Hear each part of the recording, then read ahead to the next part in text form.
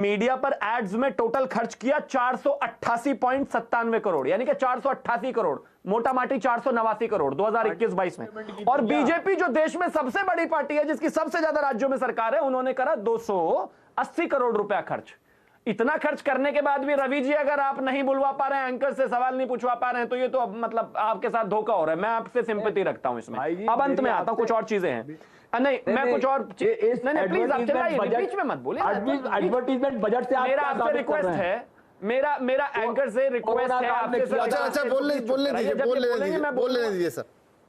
First comment में बोलने दीजिए। दूसरी बात, अब थोड़ा एक और चीज पर आते हैं। इन्होंने कहा शुरुआत में कि 5 करोड़ बोला है, हमें 5 करोड़ ऑफर किए हैं। फिर इन्होंने कहा 20 करोड़ ऑफर किए हैं। उप मुख्यमंत्री जो इनके मनीष सिसोदिया जी हैं, उन्होंने शुरुआत में कहा कि मुझे ये कहा जा रहा है कि तुम हमारी तरफ आ जाओ और तुम्हें मुख्यमंत्री उप मुख्यमंत्री बना देंगे और सारे केसेस विड्रॉ कर लेंगे। ना उन्होंने कोई प्रूफ दिया। मुझे समझ में नहीं आया, उप मुख्यमंत्री के आदमी के पास कोई कॉल गया होगा, उस नंबर को बता देते। कोई आदमी गया होगा, रजिस्टर में एंट्री करके उस आदमी का नाम बता देते ना। अब ये 5 करोड़ और 20 करोड़ का सोर्स बता रहे हैं और कह रहे हैं कि 800 करोड़ कहां रखे हैं। अरे मोदी जी ने जो चिप लगवाई थी, उस चिप का पता क्या सिर्फ अरविंद केजरीवाल को है? क्या 800 करोड़ रुपए कहां रखे हैं मुझे पता है। वो जीएसटी से कमाए हैं या पीएम केयर्स से कमाए हैं? पीएम केयर्स पर इस देश की विपक्ष को सुप्रीम कोर्ट ने तमाचा पहले मारा हुआ है। तो हर जगह झूठ नहीं होना चाहिए। अब एक चीज बताइए, इन्होंने कहा कि बीजेपी का ट्रैक रिकॉर्ड खराब है। रवि जी और आम आदमी पार्टी वालों से मेरा कहना है, ट्रैक रिकॉर्ड के आधार पर किसी को अदालत सजा नहीं देती। कोई पहले गुंडा था, गैंगस्टर था, और उसने अभी कोई केस अगर नहीं किया है या उसका कोई सबूत नहीं है, तो वो उसमें चार्ज नहीं होगा। यानी कि अगर आपके पास कोई सबूत है तो दे दीजिए ना, और नहीं तो मान लीजिए सीधा सीधा कि आप सिर्फ और सिर्फ शराब के घोटाले। ठीक है, okay, got your point. Ashutosh ji, इससे क्या एक ही बात साबित नहीं होती कि जो जिस पर आरोप लग रहा है अरविंद केजरीवाल, उनको इस चीज में अब वक्त है कि दूध का दूध और पानी का पानी कर देना चाहिए। जब वो कह रहे हैं कि कोई घोटाला हुआ ही नहीं है और मेरी पार्टी को तोड़ने की कोशिश की जा रही है, तो फिर उसको बिल्कुल साफ जो भी उनके पास हो उनको बता देना चाहिए। विपिन जी, क्या आपको इस बात का एहसास है कि दरअसल कितनी खूबसूरती के साथ पूरे मसले को बदल दिया गया? और भारतीय जनता पार्टी पिछले 10 दिनों से यही सफाई देती फिर रही कि हम आम आदमी पार्टी को नहीं तोड़ रहे। मनीष सिसोदिया जी जो है वो सबूत दें, या हम विधायकों को नहीं तोड़ रहे, हमने 20 करोड़ रुपए ऑफर नहीं दिए। तो इसमें तो कम से कम ये अरविंद केजरीवाल की कामयाबी मानी जानी चाहिए कि जहां बहस शराब नीति पे होनी चाहिए, बजाय शराब नीति के Bharatiya Janata party New York times के आर्टिकल पे बहस कर रही है। भारतीय जनता पार्टी आशुतोष जी उसमें ये भी है, मैं क्योंकि 2-3 शो इस पे कर चुका हूं, इसीलिए मैं बोलूंगा कि आप भी थे शायद पिछले शो में, कि बात तो यही थी कि उन्होंने सवाल पूछा, ऐसा नहीं वो तो अभी भी यही कह रहे हैं कि आप आबकारी का जवाब दीजिए। लेकिन ये होता है कि कभी उसकी वजह में आर्टिकल आता है, कभी उसकी जगह में ये होता है कि पार्टी तोड़ी जा रही है, कभी कुछ और क्या। मैं तो ये कह रहा हूं कि फॉर एंड ऑल एक जवाब दे के खत्म करें। वो तो हमेशा दिखाते हैं ना कि देखिए रिकॉर्ड्स पे ये है, ये रहे पेपर, ये रही सारी चीजें, इन लोगों ने हमें फोन किया, ये लोग खरीदा। उसे गोल गोल घुमा के क्या मतलब है? यही तो मकसद है, गोल गोल घूमती रही चीजें। आप अभी लगता समझे नहीं अभी आप। नहीं, मैं दोनों तरफ से बात कर रहा हूं सर, मैं तो दोनों तरफ से बात कर रहा हूं। देखिए, जो राजनीति में है वो तो राजनीति करने के लिए ही है।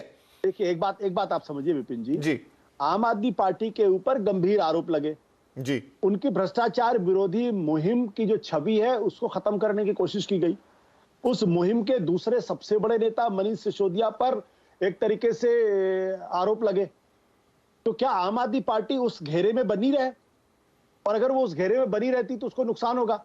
आज की तारीख में पब्लिक परसेप्शन में, टीवी डिबेट्स में बहस शराब नीति पे नहीं हो रही, बल्कि बहस हो रही है किस पे, कि पार्टी को तोड़ने की कोशिश की जा रही। ऑपरेशन लोटस चल रहा है, 20 करोड़ रुपए दिए गए, 800 करोड़ का पूरा हिसाब है। आपने भी उनसे सवाल पूछ लिया कि भाई 20 करोड़ रुपए आपने दिए क्या? भाई आशीष सूद जी भी इस सवाल का जवाब देने की कोशिश कर रहे हैं। तो मैं जो कह रहा हूं कि यही तो राजनीति के अंदर, यही तो एक खूबसूरती होनी चाहिए ना नेता के अंदर, कि जिस मुद्दे पर उसको फंसाने की कोशिश की जाए उस मुद्दे पर न फंसे, बल्कि उल्टे अपने विपक्षी को, अपने विरोधी को दूसरे मुद्दे में फंसा दे। तो जो पिछले 10 दिनों की, 15 दिनों की पूरी राजनीति है, अब वो पूरी तरीके से दूसरे मुद्दों पर आ गई है। चूंकि भारतीय जनता पार्टी का जो ट्रैक रिकॉर्ड रहा है अभी तक दूसरी पार्टियों को तोड़ने का है, और जिस तरीके से कर्नाटक के अंदर सरकार बनाई, मध्य प्रदेश में विधायक तोड़ के सरकार बनाई, महाराष्ट्र के अंदर तो पूरी शिवसेना को ही ध्वस्त कर दिया, राजस्थान में पूरी कोशिश की, 20 दिनों तक पूरा ड्रामा चला।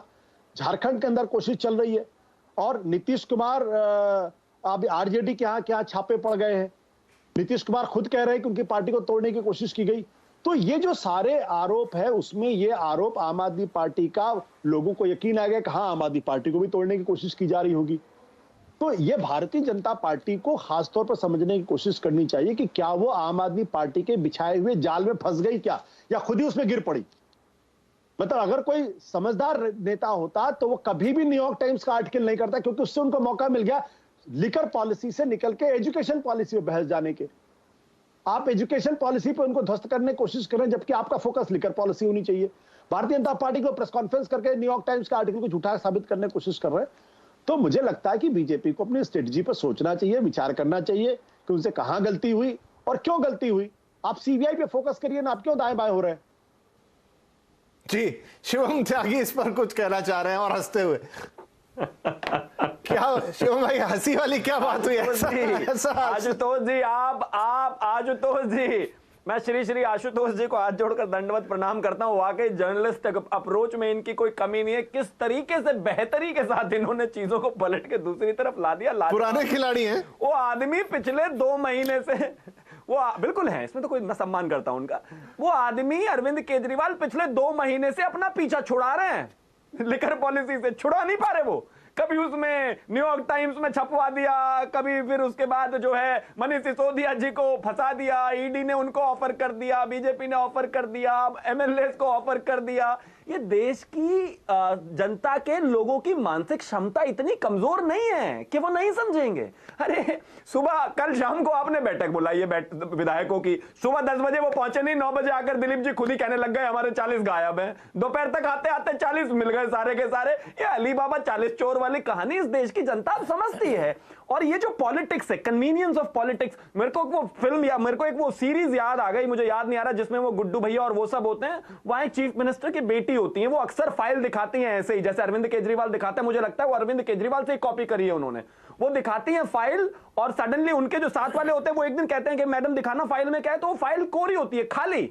ये अरविंद केजरीवाल शीला जी से लेकर तमाम लोगों के खिलाफ वो जो कोरी फाइल लेकर घूमते थे, वो अब इस देश की जनता ने देख ली है। और जहां तक इनकी भ्रष्टाचार के खिलाफ वाली मुहिम है, वो तो सर खत्म हो गई है। इतने नेता इतने साल इस पार्टी को बने हुए नहीं हुए जितने नेता इनके जेल जा चुके हैं। हर साल के हिसाब से एक है। तो लेकिन आशुतोष जो ठीक है, गॉट योर पॉइंट, लेकिन मैं आशुतोष की बात पे, आशुतोष साहब आपके पास भी आ रहा हूं, सुसाब आ रहा हूं आपके पास। आशुतोष जी, जो मान लीजिए ये तो आज हम इस पे बात कर रहे हैं, आगे के 2-3 दिन के घटनाक्रम का हमें नहीं पता कि ईडी सीबीआई क्या कर रहे हैं, क्योंकि यही बात सत्येंद्र जैन साहब के टाइम भी आई थी कि बात होती रही, सफाइयां आती रही, बहुत कुछ क्लीन चिट देते रहे, लेकिन फाइनली उनकी गिरफ्तारी हुई। वो आज भी पार्टी से तो कोई निष्कासित है नहीं, लेकिन जेल में है। देखिए, कोई जेल में है इस आधार पर राजनीति नहीं होती ना।